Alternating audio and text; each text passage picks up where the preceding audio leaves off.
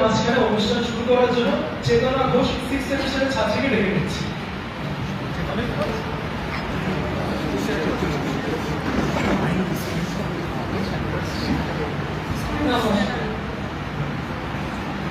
বলছি যে অনুষ্ঠানের উদ্দেশ্য শুনি। দাঁড়িয়ে আছো তুমি আমার গানের পারে,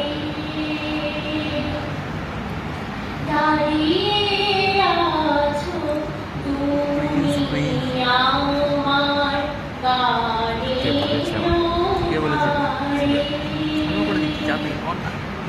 আমার সুর করি পায় চরণ, আমি পাইনি তোমারে, দাঁড়িয়ে আছো তুমি আমার